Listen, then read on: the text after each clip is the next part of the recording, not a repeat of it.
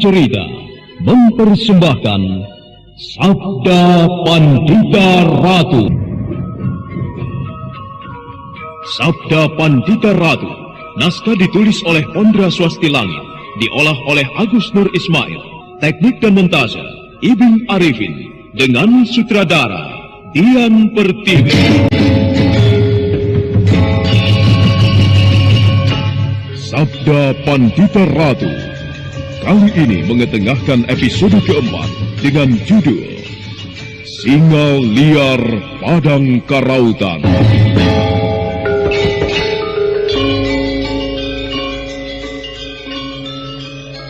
Dalam seri yang ke-111 ini, dengan para pemain Heri Stiono sebagai Kertajaya, Jumali sebagai Haryo Rangsang, Petrus Urspon sebagai Senopati Rudro Pondo, Bambang Jeger sebagai Senopati Kebo Dampit, Haris sebagai Riung Selangkar, Ivonero sebagai Pinaka Swasti Ratu, Rifki sebagai prajurit, dan pembawa cerita Asdi Suhastra.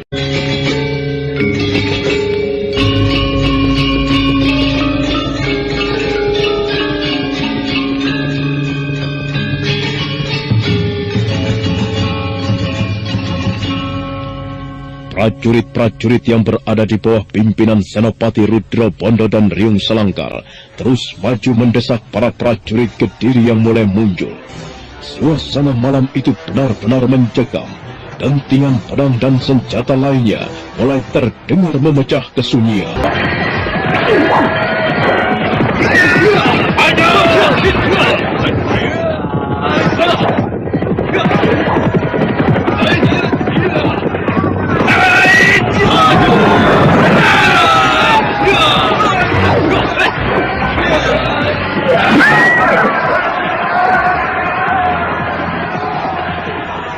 Prajurit-prajurit Kediri yang muncul mulai bertambah.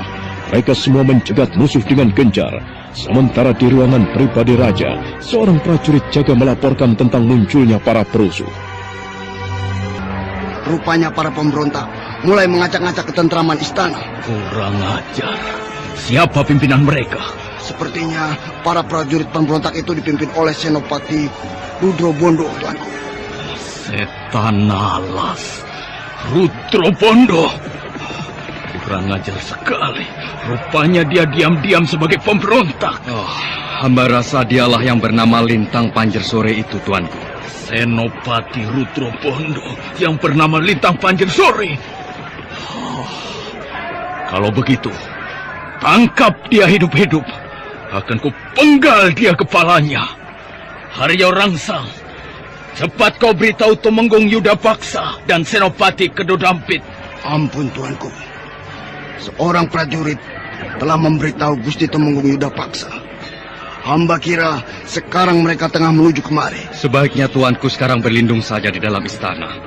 Biarlah hamba dan beberapa orang prajurit berjaga-jaga di sini. Baik. Kalau begitu bertugaslah dengan baik, Haryo Rangsang. Ingat, jangan sampai gagal. Dan jangan biarkan ada satu orang musuh pun mengacak-acak ruangan pribadiku. Baik, tuanku. Dengan perasaan cemas dan takut, Sri Baginda Kertajaya meninggalkan ruangan pribadinya. Sementara di sisi lain, Senopati Kebo Dampit dan para prajuritnya mulai memasuki wilayah istana. Dia nampak terkejut sekali melihat kerusuhan besar itu.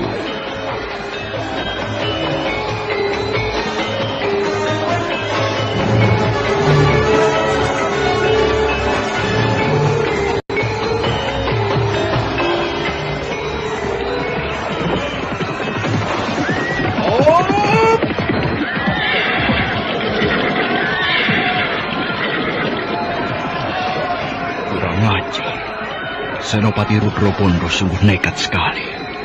Hanya dengan pasukan yang sedikit dia berani menerobos istana Kediri.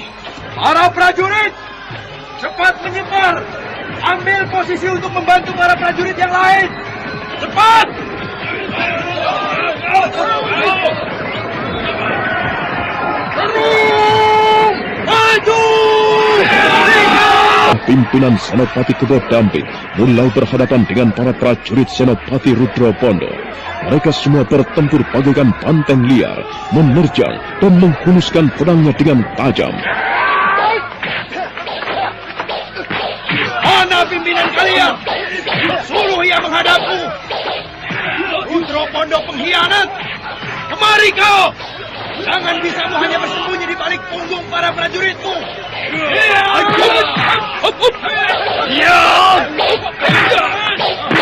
Kurang ajar.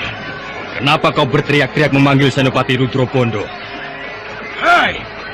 Siapa kau berani bermulut lancang di hadapanku?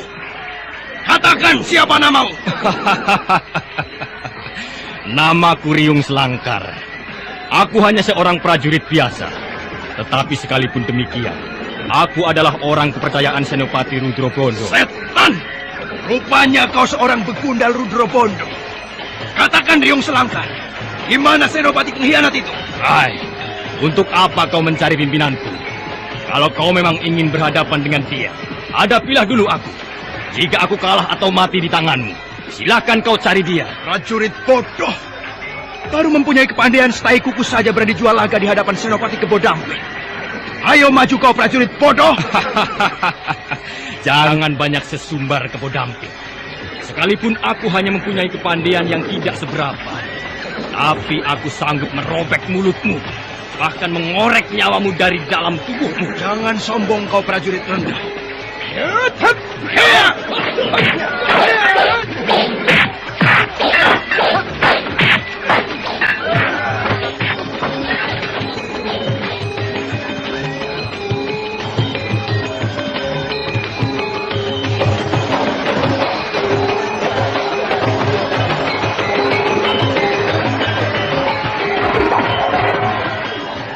Senopati Kebodamping benar-benar geram.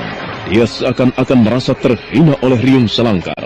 Pedangnya yang tajam dan berkilat-kilat terus menerjang dengan deras. Sementara itu Senopati Rudro Pondo mulai memasuki ruangan pribadi raja sambil menerjang, merobohkan prajurit-prajurit yang menghadangnya.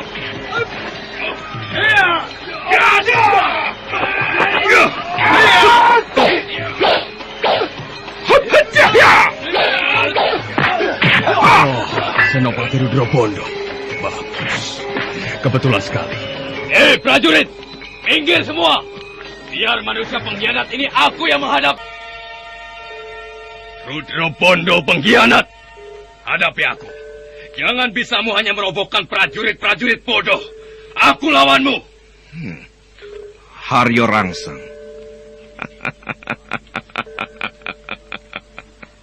Bagus. Bagus. Kalau kau memang ingin menghadapi aku juga sebenarnya ingin tahu sampai sejauh mana kehebatan Telik Sandi Kediri yang dikirim ke Gantar. Kau akan menyesal, Senopati Rudro Pondo, setelah kau tahu siapa Haryo Rangsang ini. Apa sih kehebatanmu sehingga kau merasa dikjaya di hadapanku? Apakah karena pisau-pisau andalanmu itu? Kalau memang demikian, ayo tunjukkan semua pisau-pisaumu itu. Apakah ketajamannya mampu merobek kulit tubuhku? Sombong sekali kau, Rudro Pondo. Sebenarnya aku tidak menyangka kalau orang yang bernama Lintang Pancersore itu adalah kau. Tapi memang kau pantas dicurigai sebagai penjahat. Karena selama ini sepak terjangmu sangat misterius sekali. Itulah kehebatanku sebagai Telik Sandi. Tidak seperti kau. Bisa menyelusup tetapi tidak bisa menjaga namamu sendiri. Sudahlah. Aku rasa kita tidak perlu mempersoalkan masalah itu. Kita memang tidak perlu mempersoalkan hal itu. Yang perlu kita lakukan sekarang adalah bertarung. Aku akan menjegatmu untuk melangkah masuk ke ruangan pribadi Sri Baginda ini. Hah, hebat sekali. Pangkat apa yang diberikan Kertajaya padamu sehingga kamu berkorban nyawa demi kepentingannya? Setan! Jangan urusi orang lain. Lebih baik kau jagalah dirimu dari serangan-seranganku ini. Iya! Paksa!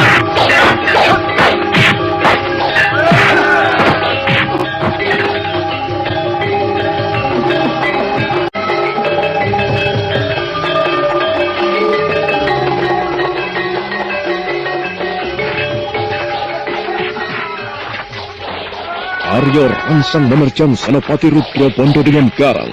Pukulan dan tendangannya begitu tajam dan mematikan. Namun Senopati Rudra Bondo yang juga mempunyai kepandaian sangat tinggi mampu membendung serangan itu dengan mudah. Dia berkelit ke kanan dan ke kiri. Melihat pukulannya selalu menerjang ruangan kosong, Arya Rangsang semakin geram saja. Jangan bisamu hanya menghindar saja, Rudra Bondo. Ayo, terjanglah pukulanku dengan ajianmu. Atau kau memang takut untuk menghadapi aku, ha? Seharusnya kau yang merasa mempunyai ilmu tinggi yang harus dapat memukul tubuhku. Kalau memang merasa tidak mampu menghadapi aku, menyingkirlah Haryo Rangsang. Biarkan aku masuk dan membunuh Raja Busuk itu. Keparat! Rupanya kesombonganmu harus ditutup dengan pisau-pisau ini. Coba hadapi kalau kau memang dapat menghindar seperti tadi. Kenapa bukan sejak tadi kau mengeluarkan pisau-pisaumu itu? Apakah kau menunggu kesempatan yang baik? Atau takut mempergunakannya lantaran kau tidak mempunyai persediaan pisau-pisau itu lagi? Bangsat! Bicaramu semakin memuakan saja, Rudra Bondo. Terimalah ini. Yuk!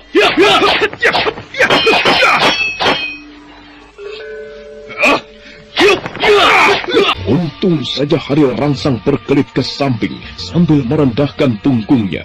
Jika tidak, maka 3 buah pisau miliknya sendiri akan berbalik menghajarnya. Senopati Rudra Bondo kembali memasang kuda-kudanya untuk menyambut serangan Haryo Rangsang. Sungguh hebat sekali serangan balasanmu, Rudra Bondo. Pantas kau berani mengadakan pemberontakan terhadap pemerintahan Kediri. Rupanya kau mempunyai ilmu kanuragan yang lumayan. Sudahlah, Haryo Rangsang. Ini bukan saatnya untuk saling memuji. Malam ini harus ada yang mati. Entah itu aku atau kau. Ayo. Keluarkan lagi semua kepandaianmu. Aku siap menyambutnya.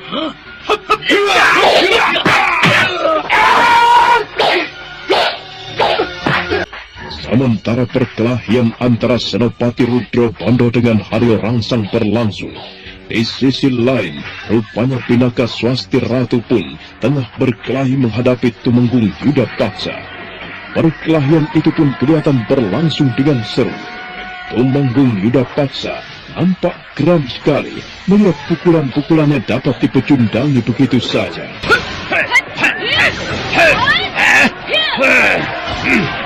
Setan alas.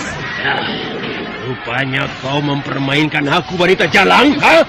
Aku tidak mempermainkanmu, Tumenggung. Aku hanya mempertahankan diri.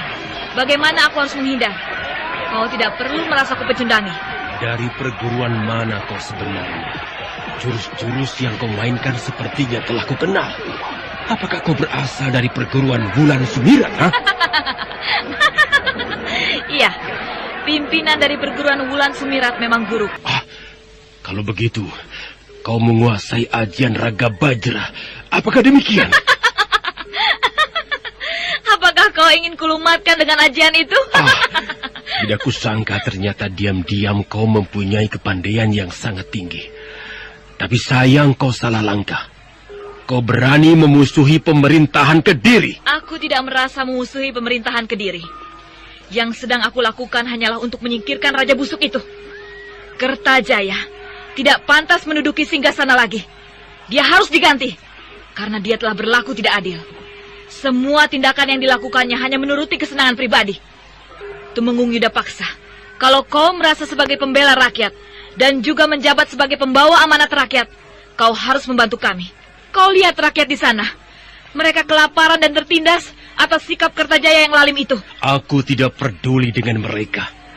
Jabatan dan kesenangan yang sekarang kumiliki adalah untuk diriku sendiri dan bukan untuk orang lain. Kalau mereka semua merasa tertindas dan sengsara, itu salah mereka. Kenapa mereka tidak berpikir dan mencari jalan bagaimana caranya untuk senang? Sudahlah. Kau masih terlalu muda untuk mengetahui hal-hal seperti ini. Sebaiknya menyingkirlah dan jangan coba membuat masalah. Oh, jadi begitukah sikap para pejabat istana Kediri?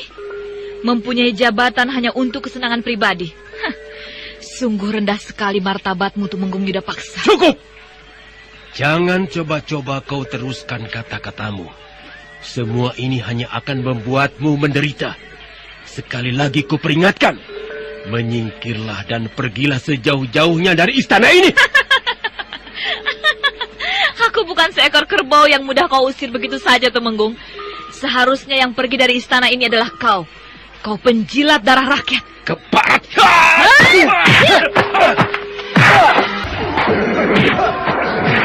Marahnya meledak-ledak, Tumenggung Yuda Paksa menerjang Pinaka Swasti Ratu sambil melampari tangannya dengan ajian Chandra Sabirawa. Tumenggung Yuda Paksa benar-benar marah. Dadanya berdebar hebat setelah mendengarkan kata-kata Pinaka Swasti Ratu. Dengan tatapan mata yang tajam, dia pun melompat sambil melampari tangannya dengan ajian Chandra Sabirawa.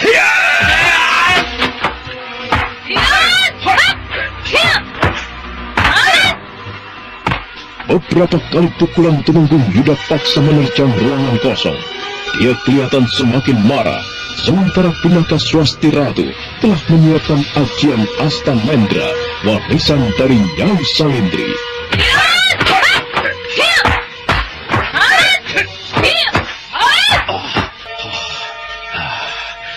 Gila wanita ini, benar-benar hebat.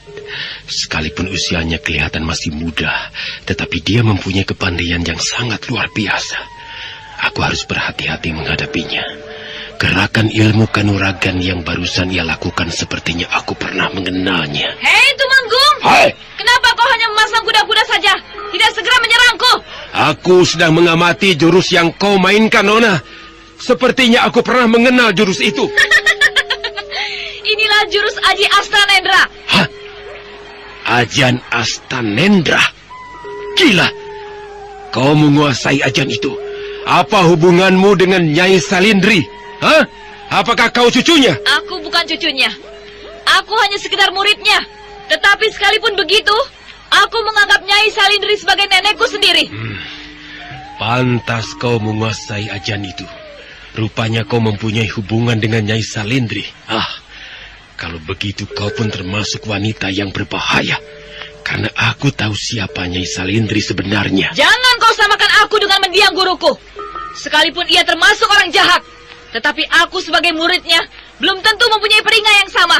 Bagaimanapun sikapmu, yang jelas kau termasuk salah seorang pemberontak yang akan menghancurkan kedudukan Sri Baginda Kertajaya. Kalau kau memang sudah tahu apa yang ingin kau lakukan, lantas apa maumu? Kau harus dicegah. Kalau perlu kubunuh. Kembali perkelahian terjadi. Tumenggung Yuda Paksa benar-benar ingin menjatuhkan Pinaka Swasti Ratu. Tapi rupanya wanita yang dihadapinya itu mempunyai ajian yang sangat hebat, sehingga dia sedikit kesulitan untuk merobohkannya.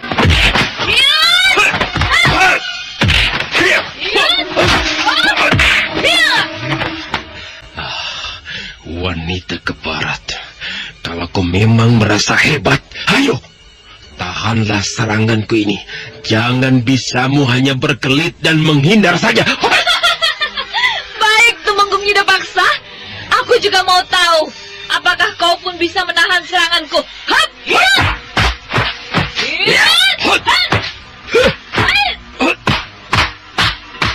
Setelah keduanya masing-masing mempersiapkan ajiannya, mereka pun saling tatap. Dan tak lama kemudian, tiba-tiba saja keduanya melompat ke udara.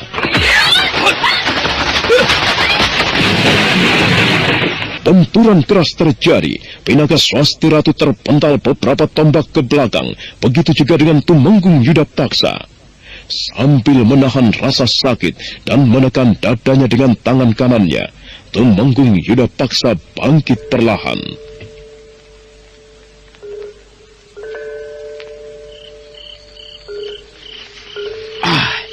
Luar biasa sekali.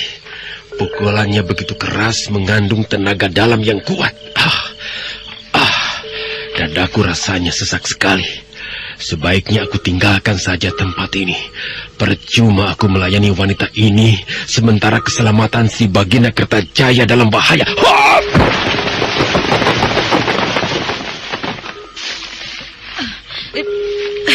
Kurang ajar. Tumenggung itu melarikan diri. Dadaku nyeri sekali. Benturan tadi terlalu kuat. Aku harus bangkit.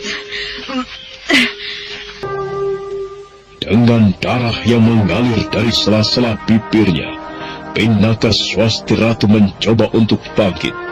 Tapi baru saja kakinya menyanggah tanah, tiba-tiba dia terhuyung-huyung kembali dan jatuh. Tubuhku jadi lemah begini. Aku harus mampu berdiri. Siapa laki-laki yang berdiri itu?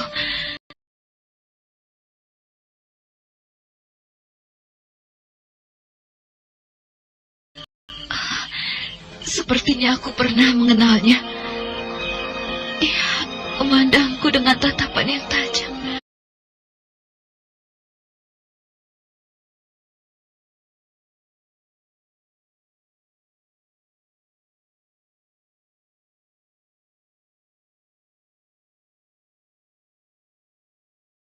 Pinaka!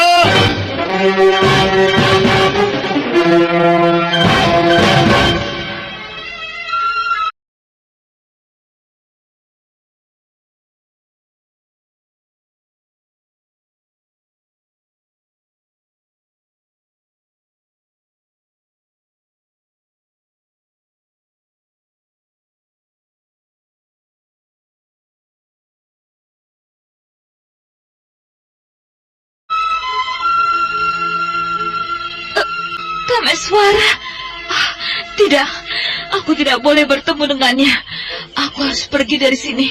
Tapi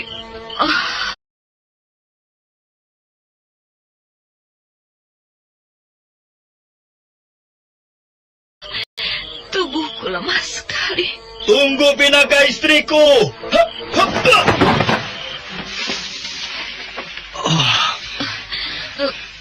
Apa yang terjadi terhadap dirimu, Pinaka? Siapa orang yang telah melukaimu? Oh, istriku. Aku begitu merindukanmu. Sudah cukup lama aku mencarimu ke sana kemari. Baru sekarang kita bisa bertemu. Oh, istriku. Kameswara, kenapa sih kamu tidak juga mau berubah? Kita masih bersaudara, Kameswara. Aku kakakmu dan kau adikku. Persetan dengan itu semua. Sudah aku katakan bahwa kau orang lain. Kita sama sekali tidak mempunyai ikatan persaudaraan, apalagi ikatan darah.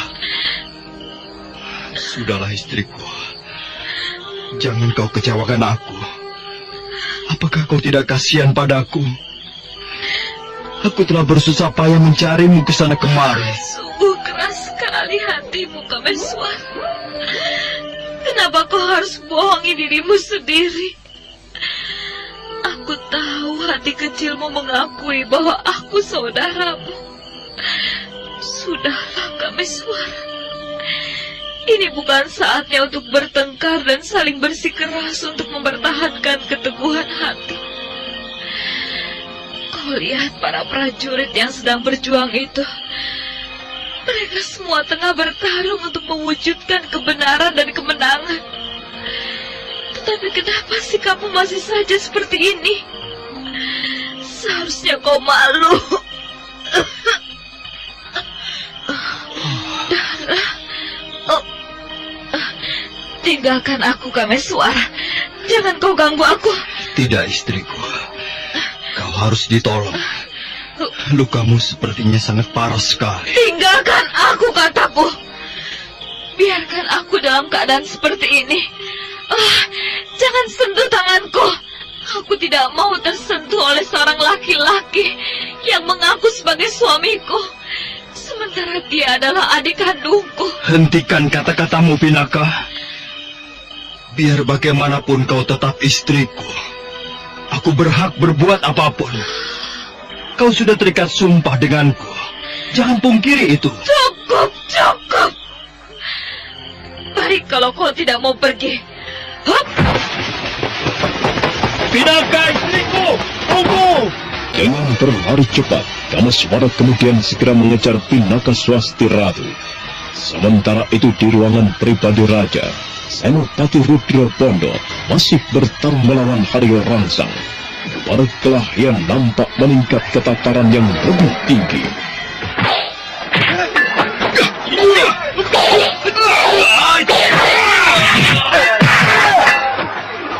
Aku terlalu membuang-buang waktu menghadapi Haryo Rangsang. Sebaiknya ku akhiri saja perkelahian ini dengan cepat. Haryo Rangsang, sekarang saatnya lah aku harus mengakhiri perkelahian ini. Tahanlah pukulanku ini. Akan kulayani pukulanmu, Rudra Pondo.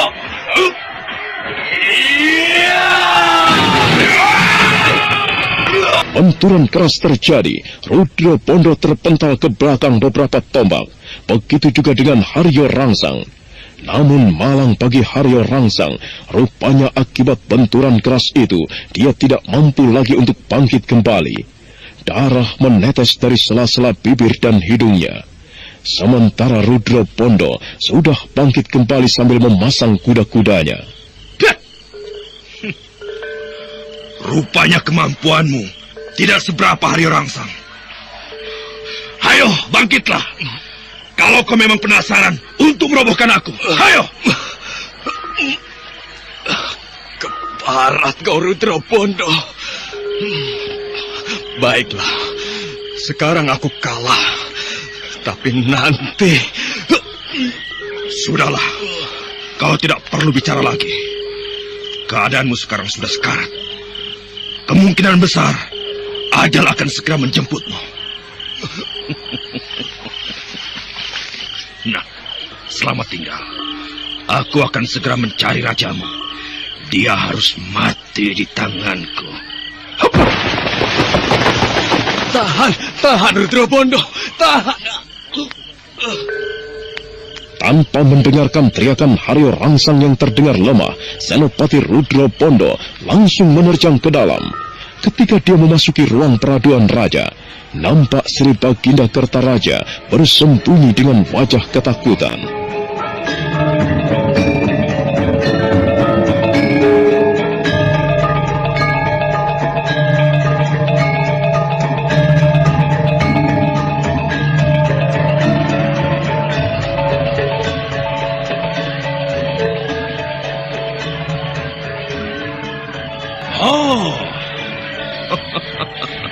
Rupanya kau Aku sekarang sedang berhadapan dengan seorang raja busuk. Raja yang bisanya hanya memeras rakyat saja. Sudahlah, Kertajaya. Kau tidak perlu banyak bicara dan banyak tingkah di hadapanku. Kau lihat keris ini? Benda ini bisa terbenam di perutmu. Jika aku mau melakukannya. Jangan, Senopati Rudra Pondo, jangan. Aku masih ingin hidup. Kau tidak boleh membunuhku. Siapa orang yang bisa melarangku untuk membunuhmu? Aku bisa berbuat apa saja jika aku mau. Nah, duduklah di situ. Dan jangan coba macam-macam. Lepaskan aku, Rudra Pondo. Lepaskan. Jika kau mau membebaskan aku dan menyuruh mundur para prajuritmu, aku akan menghadiahkan kau beberapa ribu kepeng perak murni. Diam, kataku, Raja bodoh. Aku bukan manusia yang mudah tergiur dengan harta semacam itu. Duduklah dan jangan macam-macam. Dengan wajah ketakutan, Raja Kediri itu tak berani lagi untuk bangkit. Saat Senopati Rudra Pondo tengah mengancam Sri Baginda Kertajaya, tiba-tiba saja dari arah pintu ruangan peraduan raja muncul Temenggung Yuda Paksa sambil menggenggam keris. Sri Baginda. Diam di tempatmu, Temenggung. Jangan coba-coba melangkah kemari. Kalau tidak ingin rajamu ini mampus di tanganku. Keparat pengkhianat. Tidak kusangka ternyata kau seorang mata-mata, Rudro Bondo. Iya, seharusnya kau memang bisa memandang jeli terhadap orang-orang di sekitarmu. Tetapi itu memang kebodohanmu jika kau sampai terkecoh olehku. Apa sebenarnya keinginanmu melakukan hal ini, Senopati Rudro Bondo? Sederhana sekali keinginanku. Aku hanya ingin Kertajaya runtuh dari singgasananya. Kemudian diganti dengan raja yang baru. Raja yang tidak mempunyai jiwa rakus seperti dia. Gila! Itu tidak mungkin. Sri Baginda Kertajaya tidak bisa turun dari singgasananya. Apanya yang tidak mungkin? Pemberontakan yang kulakukan ini justru ingin mewujudkan kenyataan. Sudahlah, Yudapaksa. Kau tidak bisa berbuat macam-macam denganku. Sekarang yang penting, kerjakan apa yang kuinginkan. Kurang ajar! Kertajaya, perintahkan pada temenggungmu. Suruh dia menyingkir. Kemudian perintahkan juga para prajuritmu untuk berhenti bertempur. Yudapaksa, perintahkan para prajurit Kediri untuk menghentikan pertempuran. Bagus. Bagus sekali, Kertajaya. Nah, Tumenggung Yudapaksa, kau dengar bukan apa yang dikatakan rajamu? Sekarang cepat tinggalkan ruangan ini. Kemudian perintahkan para prajuritmu menyingkir sambil melucuti semua senjatanya. Hei, apa lagi yang kau tunggu? Atau kau ingin melihat bagaimana aku membuktikan ancamanku? Lihat ini. Jangan, Senopati Rudro Bondo, jangan! Senopati Rudro Bondo menekankan kerisnya ke leher Kertajaya penuh ancaman. Sambil menatap tajam penuh dendam, Tumenggung Yudapaksa mundur beberapa tindak. Hatinya benar-benar geram dengan apa yang dilakukan bekas senopatinya itu. Sekalipun Tumenggung Yudapaksa sudah mundur beberapa tindak, tapi dia belum juga beranjak dari... Saudara pendengar, silakan menunggu kelanjutan kisah ini pada seri berikutnya. Sampai jumpa.